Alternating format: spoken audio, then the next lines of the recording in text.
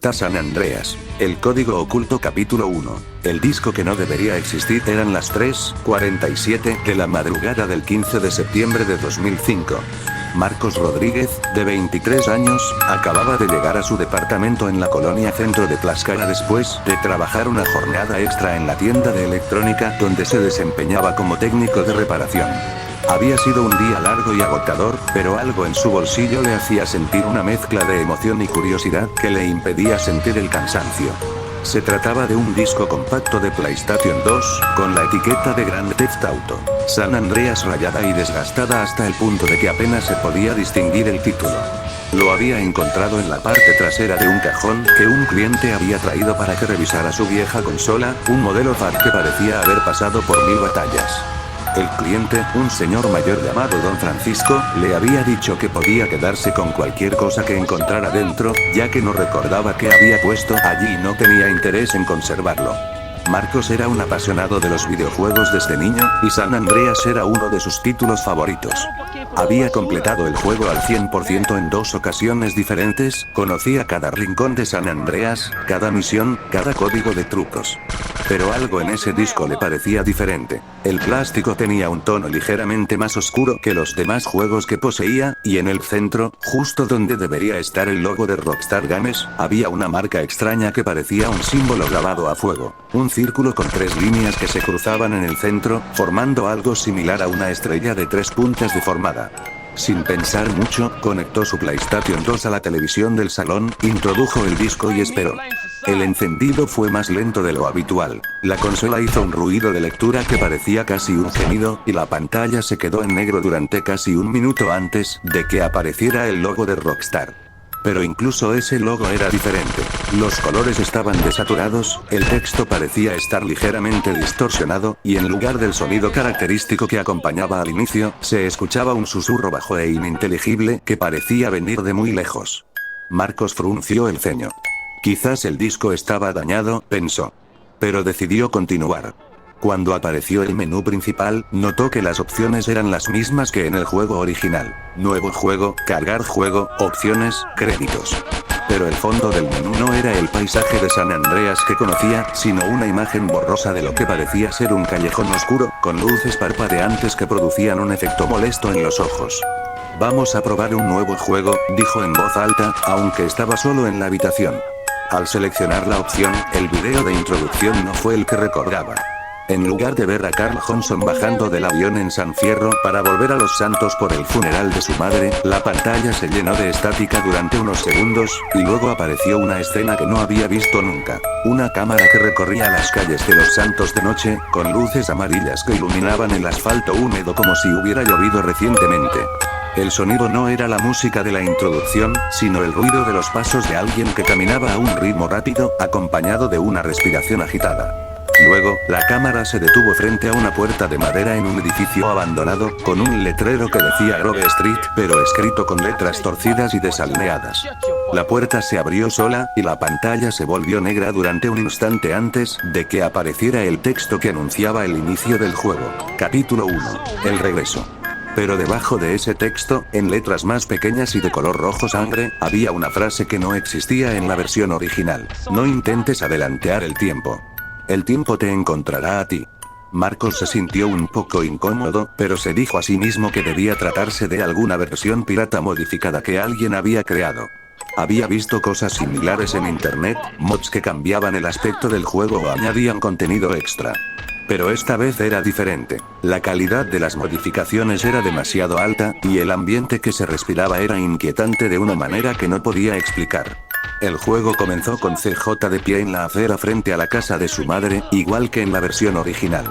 Pero el entorno era completamente distinto. El cielo era de un color gris verdoso, las casas parecían más viejas y abandonadas, y no había rastro de los miembros de la Grove Street Families que deberían estar allí. El primer diálogo tampoco fue el mismo. En lugar de escuchar a Big Smoke llamarlo por su nombre, se oyó una voz grave y distorsionada que dijo: "Has vuelto demasiado tarde, Carl. Demasiado tarde para todos nosotros". Marcos intentó mover al personaje, y se dio cuenta de que los controles eran los mismos, pero había algo extraño en la forma en que CJ caminaba. Sus movimientos eran más lentos, más pesados, como si llevara un gran peso en sus hombros. Al mirar el mapa, se encontró con que la mayoría de los lugares estaban marcados con símbolos rojos en lugar de los colores habituales, y el nombre de la ciudad no era Los Santos, sino la ciudad que olvidaron. Decidió explorar un poco antes de iniciar cualquier misión. Al caminar por las calles de Grove Street, se dio cuenta de que no había ningún peatón ni vehículo en movimiento. Todo estaba completamente quieto, salvo por el viento que producía un sonido similar a un llanto en las ventanas rotas de las casas. Los edificios tenían grafitis que no existían en el juego original. Frases como "ellos vienen por ti", "nadie escapa" y "el código es todo" estaban pintadas en las paredes con pintura negra que parecía estar húmeda. Cuando intentó entrar en la casa de su madre, la puerta se abrió con un crujido que hizo temblar los altavoces. El interior estaba oscuro, y la única luz venía de una lámpara de mesita que parpadeaba constantemente. En el salón, había un sofá vacío y una televisión encendida que mostraba estática. Al acercarse a la televisión, apareció un texto en la pantalla del juego: "Mira. Escucha. Aprende". De repente, la televisión dejó de mostrar estática y comenzó a emitir un video. Era una entrevista con un hombre que vestía un traje oscuro y llevaba gafas de sol, a pesar de estar en un lugar cerrado. Su voz estaba distorsionada, pero se podía entender lo que decía. El código está en todo. En los videojuegos, en la música, en las calles. Es la llave que abre la puerta a lo que está más allá. Pero aquellos que intentan usarla sin permiso pagarán un precio muy alto. El video se cortó de repente, y la pantalla volvió a la escena del interior de la casa. Marcos notó que CJ estaba temblando, y en la esquina inferior izquierda de la pantalla apareció un nuevo indicador que no había visto nunca. Un corazón que latía con un ritmo irregular, y al lado de él, una barra que indicaba algo llamado nivel de miedo. En ese momento, se oyó un golpe fuerte en la puerta principal, tan fuerte que hizo saltar la imagen en la televisión. Marcos se sobresaltó, golpeándose el codo con el brazo del sofá. Miró hacia la puerta de su departamento, pero estaba cerrada y no había nadie allí. El sonido había venido de los altavoces del televisor. En el juego, la puerta se abrió lentamente, y apareció una figura oscura en el umbral. No era ningún personaje que conociera. Llevaba un abrigo largo de color negro, su rostro estaba cubierto por una capucha, y sus ojos brillaban con un resplandor rojo. El texto en pantalla apareció de nuevo: "Ello llega. No puedes escapar". Marcos intentó mover a CJ hacia la puerta trasera, pero el personaje no respondió a los controles. Se quedó de pie en medio del salón, mirando a la figura que se acercaba lentamente. Cada paso que daba la figura producía un sonido de pisada que parecía resonar en el pecho de Marcos, como si fuera un latido cardíaco muy fuerte. Cuando la figura estaba a pocos centímetros de CJ, la pantalla se volvió negra durante unos segundos, y luego apareció un mensaje en letras grandes y rojas: "¿Deseas continuar?". Debajo había dos opciones: sí y no. Marcos dudó por un momento. Parte de él quería apagar la consola y olvidarse de ese disco extraño, pero la curiosidad era más fuerte. Seleccionó sí. La pantalla volvió a la escena del juego, pero ahora CJ estaba en la calle, y la figura oscura había desaparecido. El indicador de nivel de miedo había bajado un poco, y el corazón latía con más regularidad. Miró el mapa nuevamente y vio que había un nuevo símbolo en la parte noreste de la ciudad: una cruz negra con un punto rojo en el centro. Decidió ir hacia allí para ver qué pasaba. Al llegar al lugar indicado, se encontró con un cementerio abandonado, con tumbas rotas y cruces caídas por todas partes. En el centro del cementerio había una tumba con una lápida que llevaba el nombre de Beverly Johnson, la madre de CJ, pero la fecha de muerte era diferente a la que aparecía en el juego original. En lugar de 1992, ponía 1987. Al acercarse a la tumba, apareció un texto en pantalla: "Ella no es la única que ha muerto. Pronto será tu turno". De repente, se escuchó un ruido de tierra moviéndose detrás de él.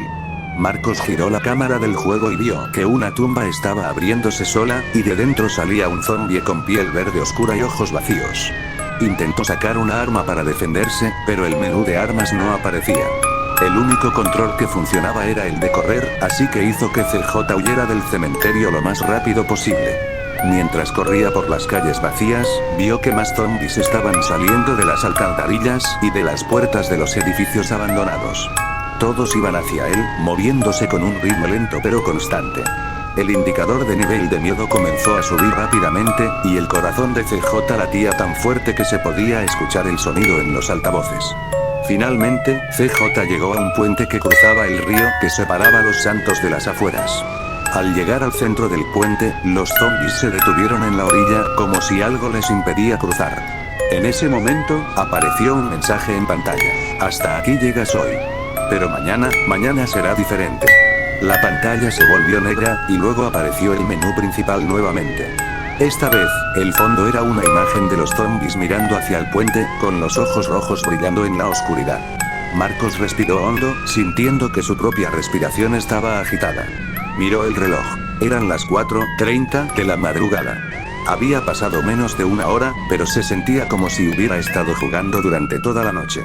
Decidió apagar la consola y acostarse, pero no pudo dormir. Cada vez que cerraba los ojos, veía la figura oscura con los ojos rojos y los zombies saliendo de las tumbas. Se preguntó qué clase de modificación era esa, y por qué alguien habría creado algo tan perturbador. Al día siguiente, decidió investigar un poco más sobre el disco y el símbolo que había visto en el centro. Capítulo 2. La investigación. A la mañana siguiente, Marcos se levantó con una sensación de cansancio que no había sentido en mucho tiempo. Sus ojos estaban hinchados y tenía dolores de cabeza, como si hubiera pasado la noche bebiendo en exceso. Desayunó rápidamente y se dirigió a la tienda de electrónica, donde tenía que trabajar desde las 10 de la mañana. Durante todo el día, no pudo dejar de pensar en el disco y en lo que había visto en el juego. Cada vez que tenía un momento libre, buscaba información en internet sobre mods de San Andreas con contenido de terror, pero no encontró nada que se pareciera a lo que había experimentado. Intentó buscar el símbolo que había visto en el disco, pero los resultados no fueron concluyentes. Aparecían imágenes de símbolos esotéricos, marcas de gangas y logotipos de empresas desconocidas, pero nada que coincidiera exactamente con lo que había visto. Al finalizar su turno, decidió visitar a Don Francisco, el cliente que le había dado el disco, para preguntarle más sobre él. Había anotado su dirección en el registro de la tienda. Vivía en una casa pequeña en la colonia San José, en las afueras de Tlaxcala. Cuando llegó al lugar, se encontró con una casa que parecía abandonada desde hacía tiempo. El jardín estaba lleno de maleza, las ventanas estaban rotas y la puerta principal tenía una cerradura oxidada. Marcos llamó varias veces a la puerta, pero no hubo respuesta. Justo cuando iba a irse, notó que una de las ventanas del costado estaba abierta ligeramente. Decidió asomarse para ver si había alguien dentro. El interior de la casa estaba en completo desorden. Había papeles esparcidos por todas partes, muebles rotos y objetos que parecían haber sido arrojados contra las paredes. En una de las paredes, había varios dibujos hechos con pintura roja. El mismo símbolo que había visto en el disco, junto con frases como "el código está en el juego, ellos vienen por todos y solo el fuerte sobrevive". Marcos se sintió un poco intruso, pero decidió entrar para buscar más pistas. En una mesa del salón, encontró una pila de documentos antiguos y un diario con la portada desgastada. Abrió el diario y comenzó a leer. 15 de julio de 1998. Hoy conseguí el disco. Me lo dio un hombre que no conocía, vestido de negro y con gafas de sol. Me dijo que era un juego especial, que contenía un código que cambiaría todo. No entendí lo que quería decir, pero me dio mucho dinero por aceptarlo. Decidí guardarlo en el cajón de la consola, donde nadie lo encontraría. 23 de agosto de 1998. Decidí probar el juego. Es extraño, muy extraño. Los personajes no son los mismos, el mundo está oscuro y lleno de cosas que no deberían estar allí. Hay un mensaje que aparece constantemente. El código es la llave. No sé qué significa, pero me da miedo. He notado que las luces de mi casa parpadean cuando juego, y escucho sonidos extraños en la noche. 5 de septiembre de 1998. Las cosas están empeorando. Ahora veo figuras oscuras caminando por la calle frente a mi casa, incluso cuando está oscuro. Mi perro se ha puesto agresivo sin motivo aparente, y ha roto todos los muebles de la sala. He intentado tirar el disco, pero cada vez que lo hago, aparece de nuevo en mi casa, justo en el cajón de la consola. 12 de octubre de 1998. No puedo seguir así. Ellos me están siguiendo. Me hablan en mis sueños, diciéndome que debo completar el juego, que debo encontrar el código. He intentado llamar a la policía, pero cuando les cuento lo que pasa, me miran como si estuviera loco. Creo que soy el único que puede detener esto, pero no sé cómo. 3 de noviembre de 1998. Última entrada. He descubierto la verdad sobre el código. Es una señal, una forma de comunicarse con entidades que están más allá de nuestro mundo. El juego no es más que un portal, y cada vez que alguien juega, abre un poco más la puerta. Si alguien completa el juego, la puerta se abrirá completamente. No sé qué pasará entonces, pero sé que no será bueno. He decidido esconder el disco en un lugar donde nadie lo encuentre nunca más. Pero si por alguna casualidad alguien lo consigue, le ruego que no lo juegue. No intente encontrar el código. Porque una vez que lo buscas, ellos te encontrarán a ti. Marcos cerró el diario con las manos temblando. La última entrada estaba incompleta, como si don Francisco se hubiera interrumpido en medio de escribirla. Miró alrededor de la casa nuevamente y notó que en la pared de atrás había una puerta que llevaba a un sótano. La puerta estaba abierta, y del interior venía un olor húmedo y a moho. Con mucho cuidado, bajó las escaleras de madera que llevaban al sótano. La única luz venía de una linterna que había encontrado en la mesa del salón, y con ella iluminó el espacio. Era un lugar pequeño y claustrofóbico, con cajas apiladas en las esquinas y herramientas antiguas colgadas de las paredes. En el centro del sótano, había un hoyo en el suelo, como si alguien hubiera cavado con una pala. Marcos se acercó al hoyo y apuntó la linterna hacia abajo. Allí, cubierto de tierra y telarañas, yacía el cuerpo de un hombre. Reconoció la ropa. Era don Francisco. Parecía haber estado allí durante muchos años, y su rostro estaba tan desfigurado que era difícil distinguir sus características. Pero lo que más le hizo temblar fue ver que en la mano del hombre aún sostenía un trozo de papel, con el mismo símbolo grabado en él y una frase escrita con lo que parecía ser sangre. El código es 666, 666, 666. Marcos retrocedió rápidamente, golpeándose la cabeza con el marco de la puerta del sótano. Sintió un dolor intenso y una sensación de mareo, pero logró salir corriendo de la casa. Mientras corría por la calle, notó que las luces de las casas vecinas parpadeaban con el mismo ritmo que la lámpara en la casa de la madre de CJ en el juego. Al mirar hacia atrás, vio una figura oscura de pie en la puerta de la casa de don Francisco, con los ojos rojos brillando en la oscuridad. Llegó a su departamento temblando de miedo y sudor.